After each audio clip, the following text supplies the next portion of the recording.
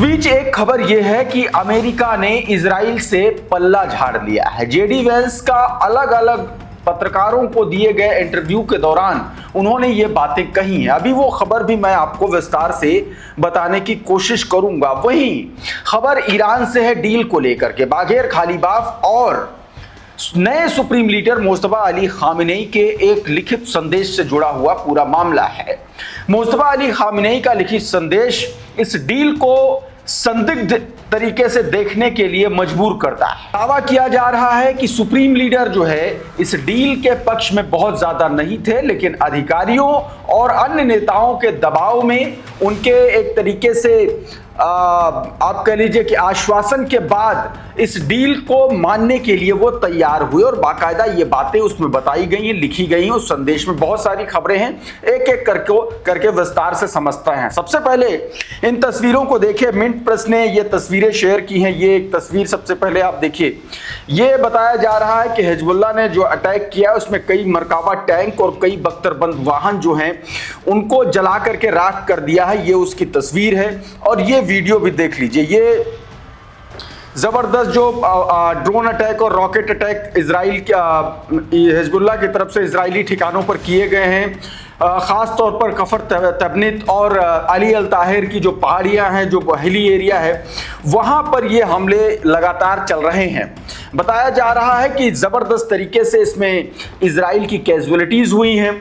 Mint press का ये tweet देखिए। अभी इसकी एक और खबर है मिंट प्रेस की, उसके बारे में भी बताऊंगा, जिसमें ये दावा किया गया है कि 1400 लोग जो है जो आईडीएफ के सैनिक हैं वो घायल हुए हैं। फिलहाल इस ट्वीट को देखिए। बताया गया रिपोर्ट्स के मुताबिक इजरायली सेना ने 3 अलग अलग रास्तों से अली अल ताहिर हिल्स इलाके की ओर तेजी से बढ़ने की कोशिश कर रही है, लेकिन उसे भयंकर हिजबुल्लाह के प्रतिरोध का सामना करना पड़ रहा है। अब तक 4 इजरायली सैन्य वाहन पूरी तरीके से खाक हो चुके हैं। हिजबुल्लाह ने इजरायली युद्धक विमानों पर एयर डिफेंस मिसाइलें दागी हैं। घायल सैनिकों को निकालने के लिए इवैक्यूएशन साइट्स पर भी हिजबुल्लाह ने हमला किया है। लगातार मेडिकल इवैक हेलीकॉप्टर उड़ाने जारी हैं, जिसमें भारी सैन्य नुकसान की आशंका जताई जा रही है। हिजबुल्लाह के लड़ाके इजरायली सैनिकों को जीरो डिस्टेंस यानी कि आमने सामने से लड़ाई लड़ रहे हैं। इसके साथ ही इजरायली फोर्सेस पर रॉकेट और आर्टिलरी भी लगातार बौछार की जा रही है। मतलब आप जबरदस्त तरीके से यहां पर अटैक किया जा रहा है। अब जरा इस खबर को भी देखिए। ये मिंट प्रेस के हवाले से खबर है। इसमें बताया गया कि एक तरफ जब ईरान और अमेरिका के बीच में एमओयू हो चुका है, दूसरी तरफ लेबनान में किस तरीके से जंग छिड़ी हुई है। बताया जा रहा है कि हिजबुल्लाह ने कफर तबनीत इलाके में लगातार 4 दिनों तक इजरायली सेना की बढ़त को रोक रखा है। 4 दिनों से वहां लड़ाई चल रही है। हिजबुल्लाह के ड्रोन हमलों ने इजरायली इन्फेंट्री यूनिट को निशाना बनाया है।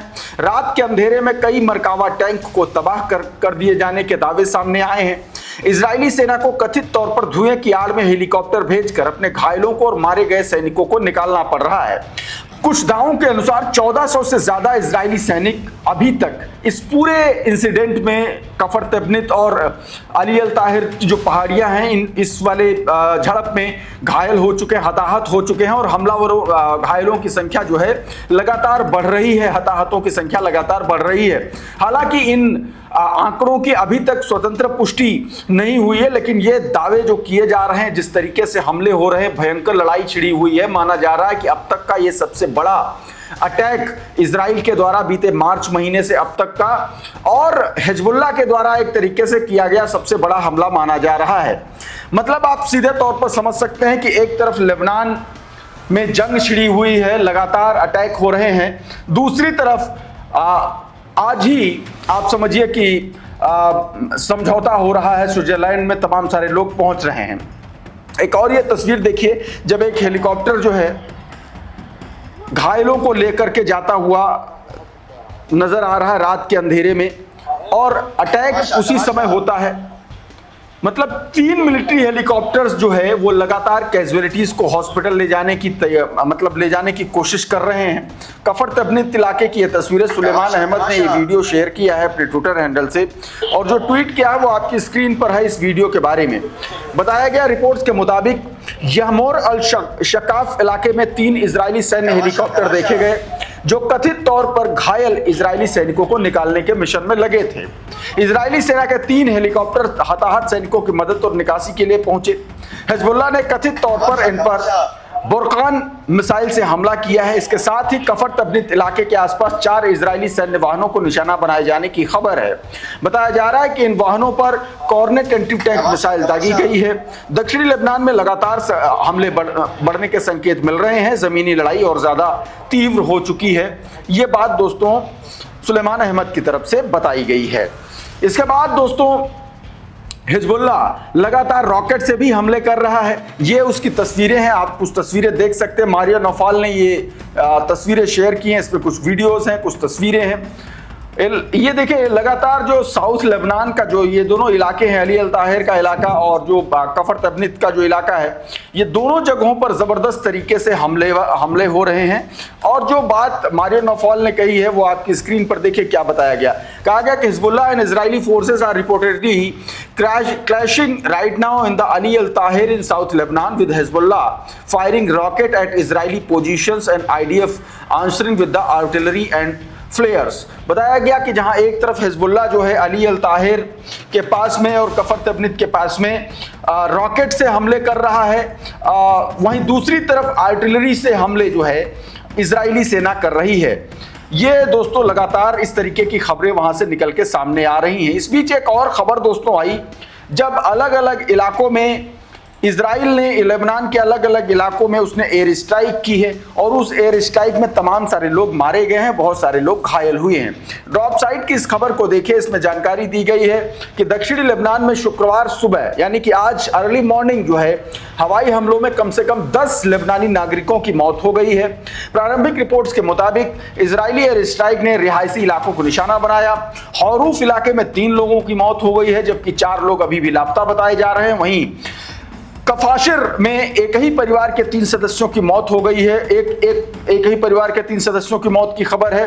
वहीं मलबे में अभी तक लोगों के फंसे होने की भी आशंका है और इसके लिए रेस्क्यू ऑपरेशन लगातार जारी है। ये जानकारी निकल के सामने है। अब जरा ये वीडियो देख लीजिए, ये हमले के तुरंत बाद का वीडियो है और ये वो इलाका है जहां पर अटैक किया गया। दूसरी तस्वीर में आप देखिए कि कहां किस किस तरीके से हमले किए गए हैं और वो रिहायशी इलाकों पर हमलों के बाद ये देखिए कि वहां पर किस तरीके से पूरी की पूरी इमारत जो है ढह गई है, लोग मारे गए हैं।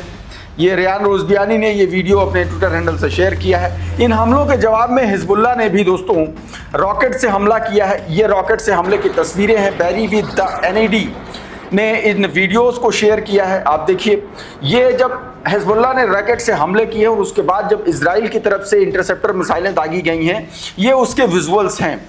ये आज सुबह की तस्वीरें बताई जा रही हैं। बताया गया कि interceptor being fired towards the Hezbollah rocket barrage in southern Lebanon in short while एगो इजरायली प्लेटफॉर्म सीज फायर।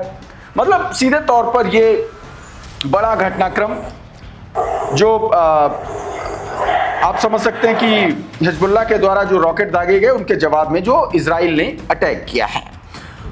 और दोस्तों इजराइल की ऐसी ही हरकतों की वजह से अमेरिकी उपराष्ट्रपति जेडी वेंस ने सीधे तौर पर बेंजामिन नेतन्याहू को दो टूक कह दिया है और सीधे तौर पर कहा है कि अगर मतलब पिछले 3 महीनों में इजराइल, पहले ये आप ट्वीट देख लीजिए, उसके बाद मैं बयान भी आपको सुनवाऊंगा। उमाशंकर सिंह का ट्वीट है जो जेडी वेंस ने कहा है, वो एग्जैक्ट कोट एंड कोट किया गया है।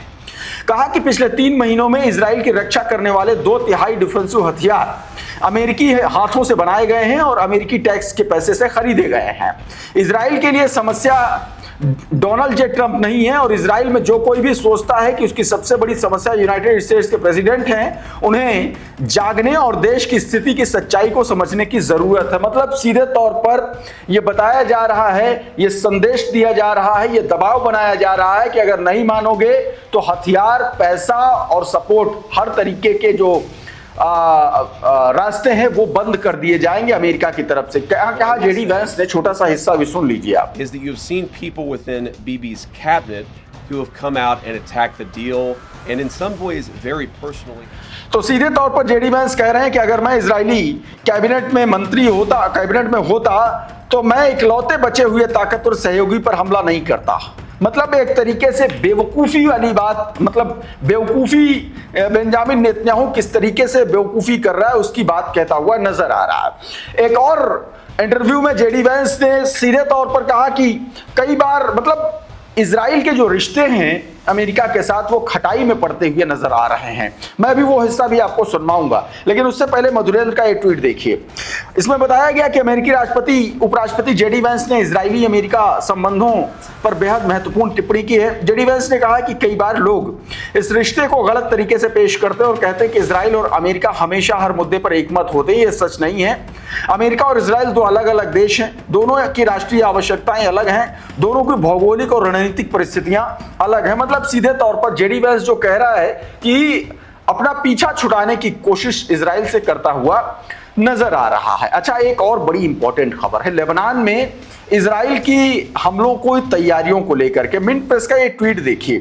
इसमें कहा जा रहा है, जो दावा किया जा रहा है कि नए तरीके के हमलों की तैयारी कर रहा है इजराइल। बताया गया कि रिपोर्ट के अनुसार इजराइल पर आरोप लग रहा है कि उसने फुटबॉल और बच्चों के अन्य खिलौनों के अंदर विस्फोट सामग्री छिपा करके उन्हें बम की तरह इस्तेमाल किया।